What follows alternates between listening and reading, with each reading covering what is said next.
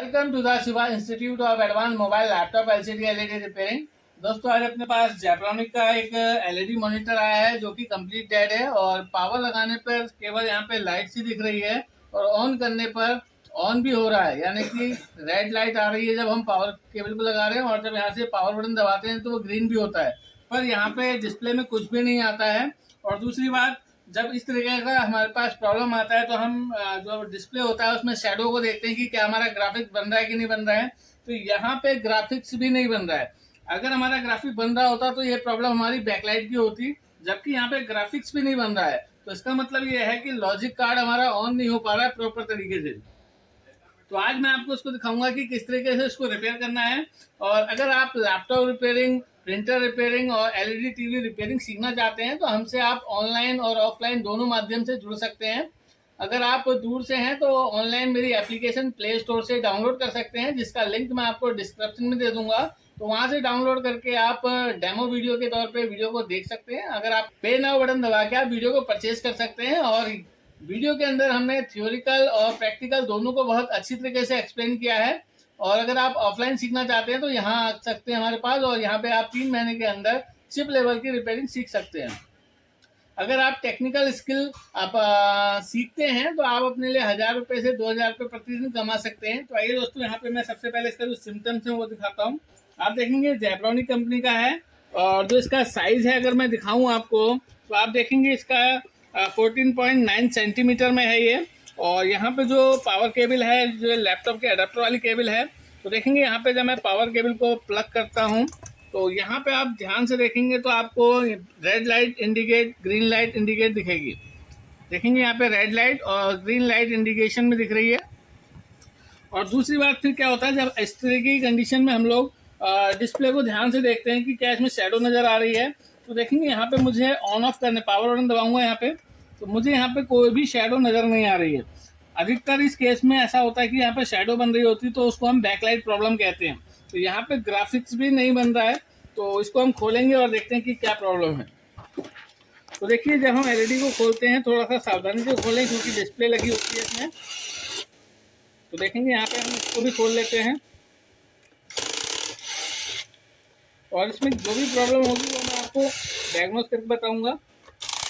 और अगर आप रिपेयरिंग सीखते हैं तो आप अच्छी इनकम कर सकते हैं अपने लिए। देखिए, इनको हमने खोलना है इस तरीके से और स्क्रू खोलने के बाद हमने ओपनर लेना है। देखिए, ओपनर की मदद से हमने इसको इस तरीके से खोलना है और ये इंटरनल लॉक लगे होते हैं इनमें।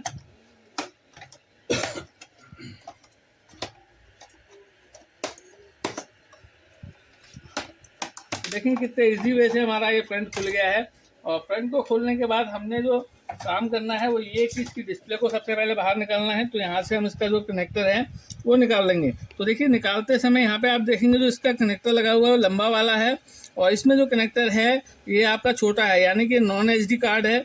अगर ये नॉन एचडी डिस्प्ले है, अगर ये एचडी डिस्प्ले होता तो इसका कनेक्टर बड़ा होता। तो निकालते समय ध्यान रखें जो वीसीसी वाली लाइन है वो इस तरफ है और रेड वाली वायर हमारी इस तरफ है। तो इसको हम निकाल देते हैं यहाँ से। और जो आप देख रहे हैं ये वाली वायर हमारी बैकलाइट के लिए है, तो इसको भी निकाल देते हैं। इससे हमारी डिस्प्ले कंप्लीट निकल जाएगी और इसको सेफ जगह पे आपने रखना है। तो देखिए, अभी जो हमारी प्रॉब्लम है वोल्टेज बन रही है, यानी कि पावर लाइट जलने का मतलब ये है कि हमारा ये कार्ड ऑन है। तो मैं आपको दिखाना चाहूँगा दोबारा से इसमें सप्लाई प्लग करके और यहाँ पे सारा कार्ड मैं खोल लेता हूँ।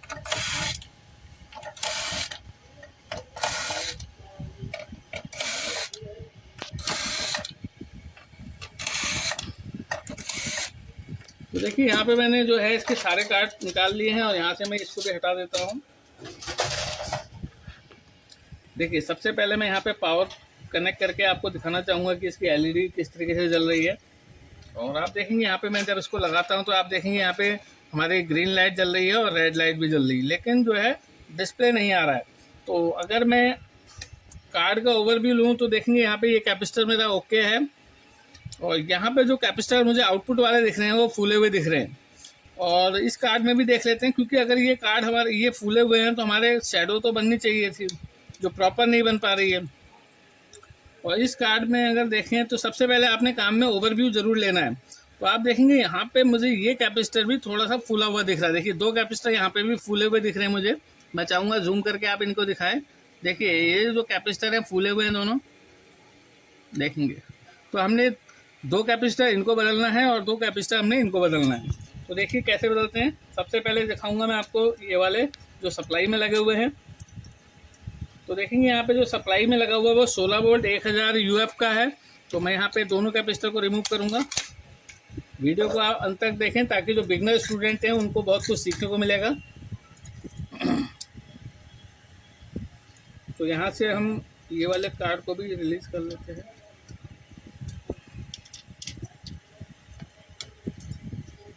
तो देखेंगे हम यहाँ से इनको निकाल लेते हैं।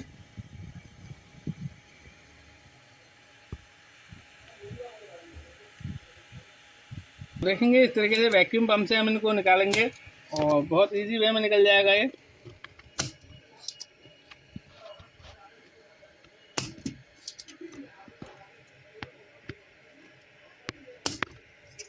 तो देखेंगे यहाँ पे मैंने कैपेसिटर निकाल लिया है, देखेंगे। और दोनों ही कैपेसिटर मेरे फूले हुए हैं। और थोड़ा सा यहाँ पे पेस्ट लगा के मैं इनको सही कर लूँगा ताकि नया कैपेसिटर लगाते समय इजी हो जाए।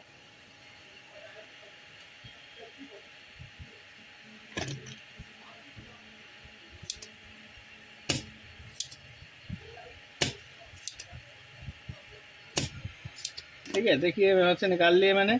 और अब मैं यहाँ पे 2 कैपेसिटर जो 16 वोल्ट 1000 यूएफ के हैं इनको रिप्लेस करूँगा। जूम करके दिखाएं आप इन्हें।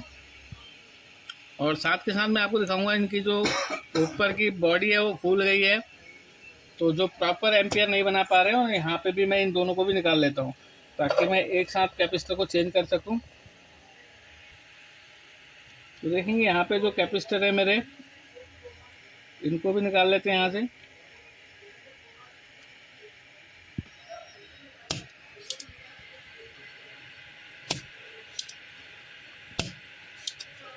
और देखेंगे कितने वोल्ट के हैं कैपेसिटर।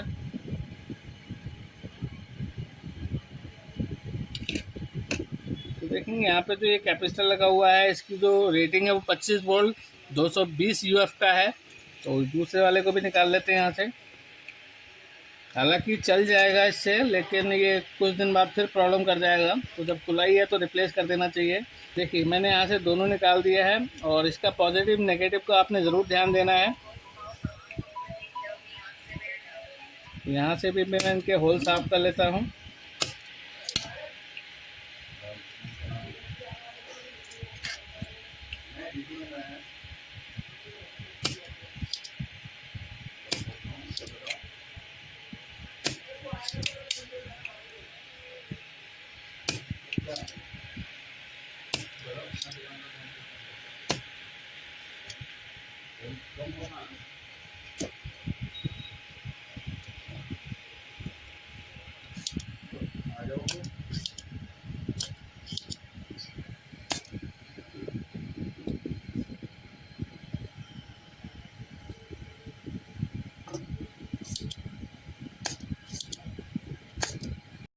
देखेंगे यहाँ पे जो 16 वोल्ट 1000 का है वो हम यहाँ पे लगा देते हैं। और प्लस माइनस देख के लगाने हैं आपने। देखिए ये नेगेटिव का सिरा है और यहाँ पे भी नेगेटिव है, तो दोनों को मैं यहाँ पे डाल के लिटा देता हूँ। और इसको भी लगा देते हैं और इसका भी नेगेटिव देख के ही लगाना है आपने, क्योंकि अगर आपने उल्टे लगा दिए तो फिर तुरंत आपका ये शॉर्ट हो जाएंगे। देखिए दोनों नेगेटिव एक तरफ लगा के इनको हमने सोल्ड कर देना है।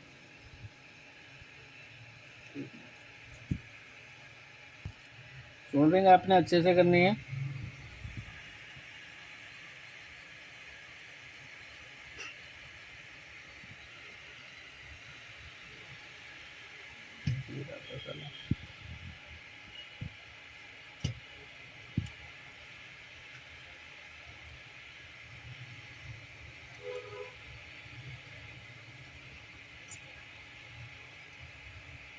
देखिए यहाँ पे मैंने दोनों कैपेसिटर सोल्ड कर दिए हैं।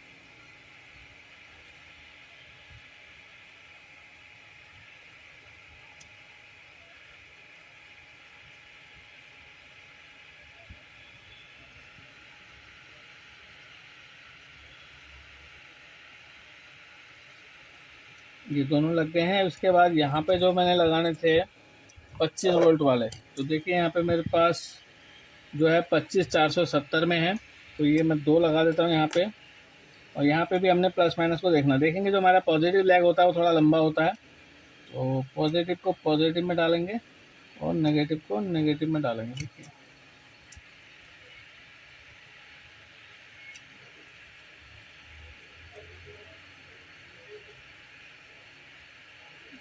देखेंगे हमारा कैपेसिटर लग गया है यहाँ पे, और एक यहाँ पे था, क्योंकि होल साफ कर लिए इसलिए डालना इजी हो रहा है, नहीं तो फिर हमें दिक्कत होती। और देखिए यहाँ पे मैंने लगा दिए हैं। थोड़ा सा मुझे लगता है बड़े हैं हाइट में, तो थोड़ा सा इनको बेंड कर देते हैं, नहीं तो ये पैक नहीं हो पाएंगे, क्योंकि जो हमने इससे इसके जो कैपेसिटर थे वो छोटे थे थोड़े से यहाँ पे, तो इन्हें हम बेंड कर लेते हैं ताकि पैक होने में कोई प्रॉब्लम ना हो।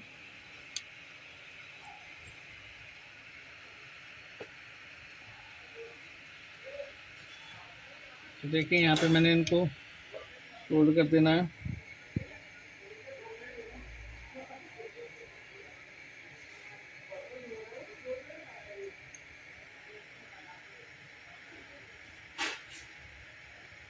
देखिए एक्स्ट्रा लेग हम काट लेंगे इनके। सोल्डिंग हो गई है, अब हम इनको चला कर देखेंगे। यहाँ पे मेरे कैपेसिटर रिप्लेस हो गए हैं, और अब मैं इसको चेक करूँगा कि क्या मेरा जो प्रॉब्लम था वो ओके हुआ। तो मैं इसको सबसे पहले इसमें कर देता हूँ, और देखेंगे यहाँ पे था सप्लाई कार्ड को इसमें बैठाएंगे।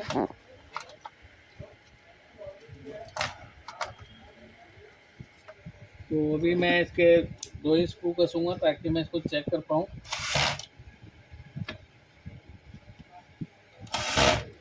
और आप देखेंगे यहाँ पे सप्लाई है, सप्लाई को हम लगा देंगे, और सप्लाई लगाने के बाद जो डिस्प्ले की केबल है वो लगानी पड़ेगी। तो देखेंगे यहाँ पे इसको भी हम लगा देते हैं, और यहाँ पे भी हम 2 ही स्क्रू कसेंगे ताकि हम चेक कर पाएँ।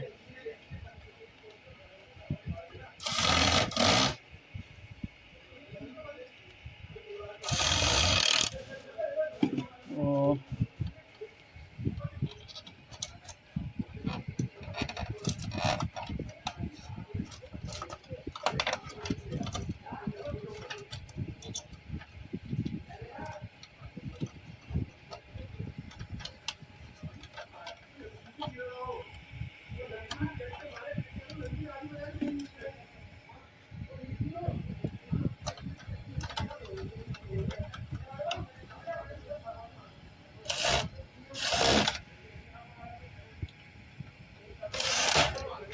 तो देखिए यहाँ पे मैंने लगा लिया है। अब मैं डिस्प्ले लगा कर चेक करूँगा क्या मेरी प्रॉब्लम ओके हुई। तो देखिए यहाँ पे जो डिस्प्ले का केबल है, लगाते समय आपने बहुत ध्यान रखना है, जो हमारी रेड वाली वायर है वो VCC सप्लाई की तरफ ही रहे हमारा।